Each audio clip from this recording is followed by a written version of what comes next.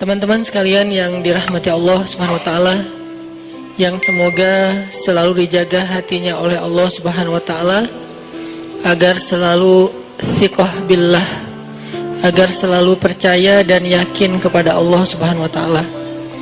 Karena kelemahan kita itu berawal saat kita mulai meragukan Allah. Dalam segala dinamika hidup, kita selalu butuh Allah. Kita butuh Allah ketika Allah kasih kita ujian. Bahkan tetap kita butuh Allah ketika Allah kasih kita nikmat.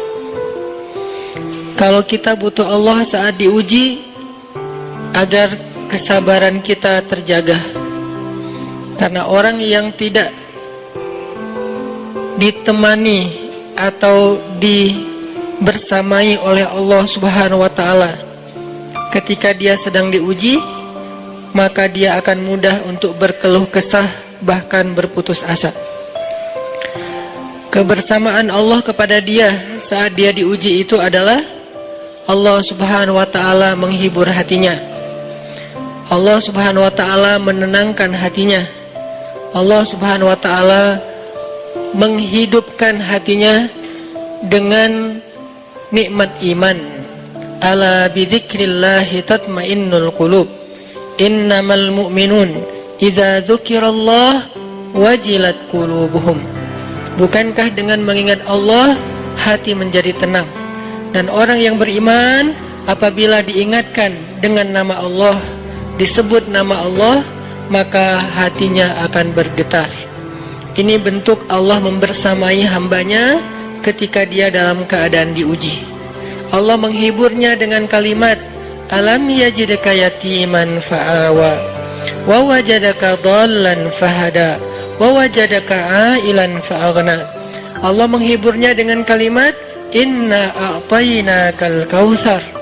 Allah menghiburnya dengan kalimat, kalla saya'lamun summa kalla saya'lamun.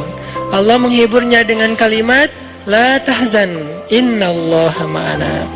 Ini adalah ketika Allah membersamai seorang hamba saat dia dalam keadaan diuji. Allah membersamai hamba juga ketika dia dalam keadaan diberi nikmat. Karena tanpa itu, maka seseorang akan jatuh justru kepada dosa-dosa karena dia mendapatkan banyak kenikmatan hidup. Kalau Allah Subhanahu wa taala tidak menjaga dia saat dia diberi nikmat, maka nikmat itu justru menjadi jalan bagi dia untuk terjerumus kepada banyak dosa. Justru nikmat itulah yang menjadi penghalang bagi dia untuk mengingat Allah. Karena dia sibuk menikmati hidupnya, akhirnya dia terhalang dari mengingat Allah tepat waktu. Sibuk menikmati hidupnya, terhalang dari Allah untuk bangun tengah malam. Karena dia tidurnya larut. Kenapa tidur larut? Karena terlalu banyak yang harus dia nikmati sebelum tidur. Dia bisa makan-makan, dia bisa jalan-jalan, dia bisa ngopi, dia bisa ketemu teman, dia bisa belanja.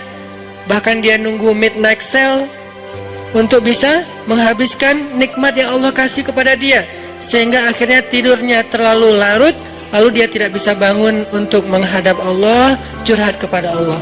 Hal yang selama ini dia lakukan justru ketika dia diuji oleh Allah.